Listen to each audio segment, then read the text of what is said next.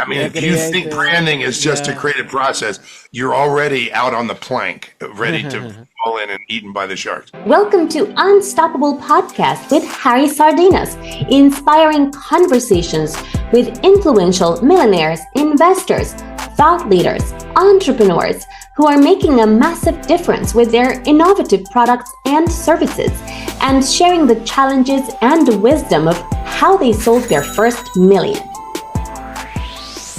Some money and then you make some money back, and kind of makes sense. The product, you have the product, and you sell it, and that's why you need employees and you need the accountant and you need this, yeah. But then you have this thing which is brand, which is very difficult to measure. What is the return on investments for people starting out the business, and that's why is the last thing. This happened to me actually. Is the last thing that that we care or pay attention. This is first time founders. Second time founders, they focus more in marketing and sales, and after they look at the product. But third time founders, they start from the brand, after they develop the marketing and sales strategy, and finally they the product. This is my own experience. I'm telling you from my lifetime. Every time that I'm going to start a business or I'm getting involved in something, I'm looking first before to do anything, how this brand is going to look like, what is going to project, and then we build from there. And but it has been a long process of learning, a lot of trial and error, a lot of learning this along by making mistakes. Why do you? And I can tell you, I speak with a lot of entrepreneurs all over the world, and I can tell you that 80% of entrepreneurs, this is the normal process. They start the product, they sell it, and the last thing that everybody's thinking is the branding. So what is your opinion on this? And why do you think this is happening? Well, people are miscommunicated too. They think that it's about marketing, and they think like it's a TV advertising. They go and they see, I don't know, Nike in the TV. Yes, this company, they can afford to do branding. Look, they have this amazing ad with the order so expensive. And they say, I'm a small guy, so I cannot do branding. And then they forget about it because that's what they think it's branding, right? People misperceive what branding is because the world is filled with companies and individuals who want to sell marketing things. And they say, this is good for your branding.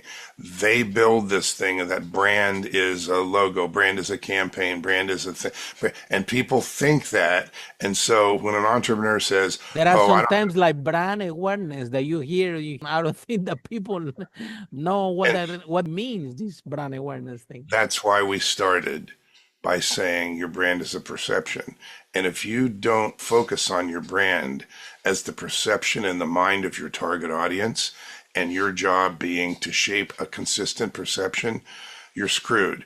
So here's what happens. I'll answer your question by saying, if you don't define and language your brand clearly so that it transfers energy and attracts instead of falling flat, and attracts your target audience, those people, your best fit clients, the people that are perfect to buy your product or buy your service or buy your consulting. If you don't focus on that way, and you don't define and language your brand so clearly that the clarity is baked in and it attracts people and they feel it, it's like palpable. They go, wow, there's something different about that company. If you don't do that, here's what you're going to get. 6 bad consequences. You'll recognize them. Number 1, confusion, misinformation. Oh, I thought you did that. So you will not get credit for what makes you outstanding, because the clarity is not there. So you won't get credit. It's possible other people will get credit for things you're better at. You'll waste a lot of money, probably on marketing or shiny objects, but marketing. And then you'll think the marketing didn't work, but it's not the marketing that didn't work. It's you didn't clearly define and language the brand so that the marketing executes it and it's consistent and people feel the clarity and they're attracted. You didn't do that. And that's a result. And some who might be doing it better get ahead of you and you lose time. Those are the 6 and you'll get them all.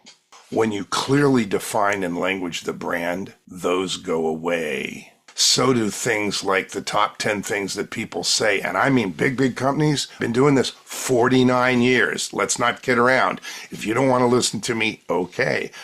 But you might want to write these things down. Okay. So they say this, we need better ways to say what we do. Wait a minute. You do it. Okay.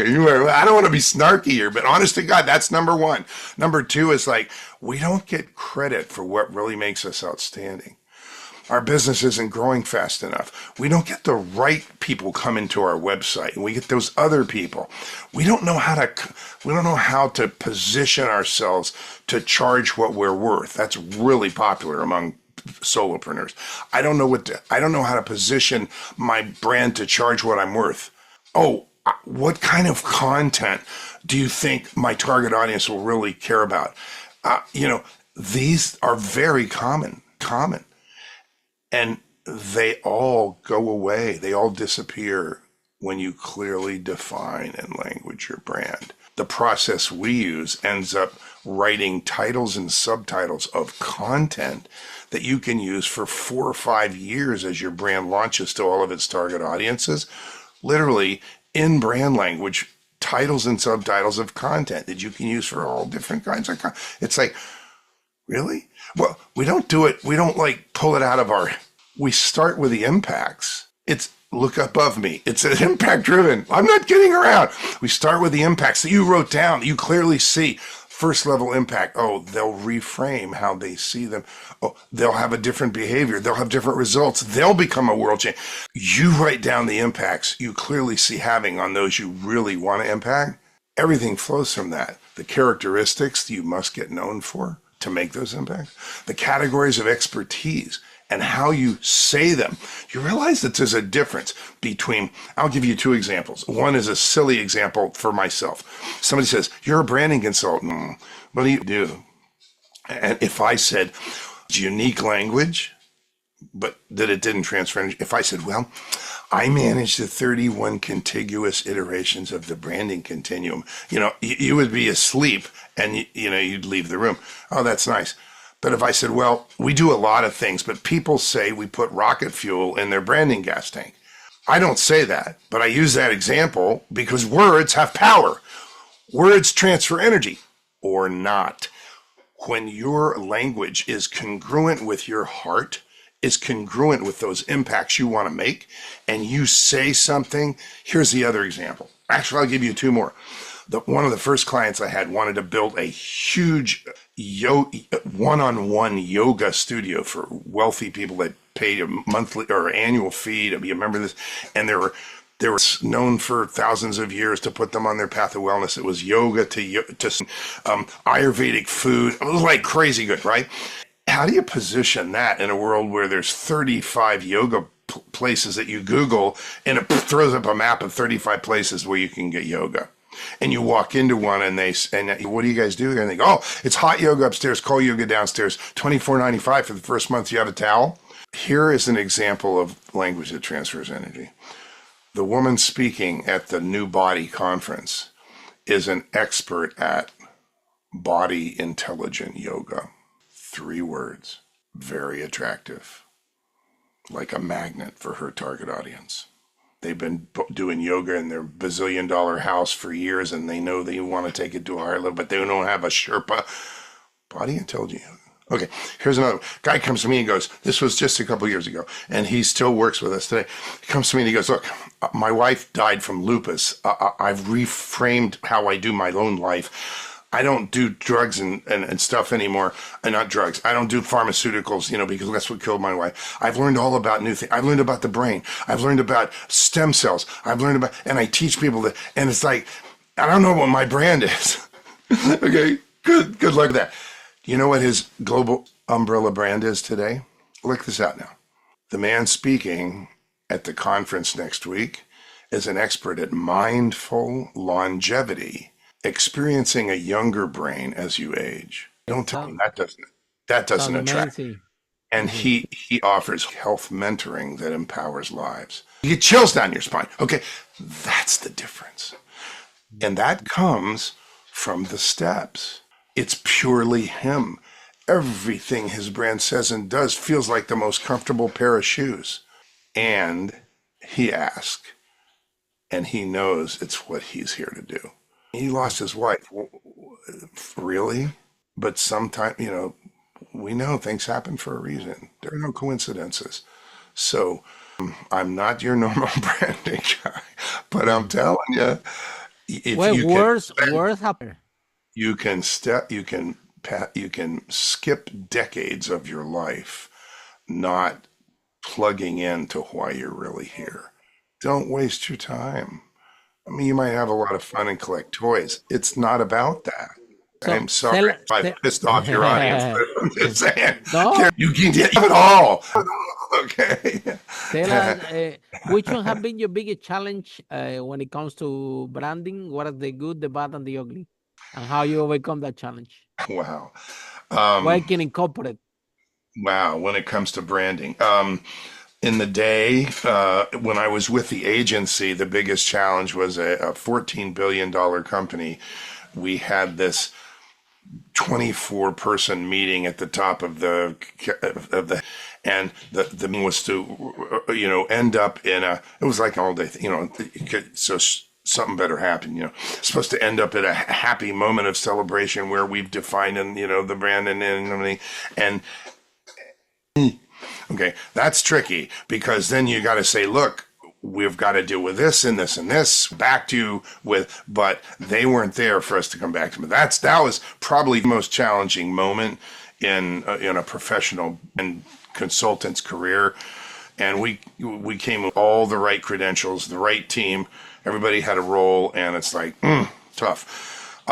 What, they were not prepared to hear what you guys shared with them? They were not ready for it yet?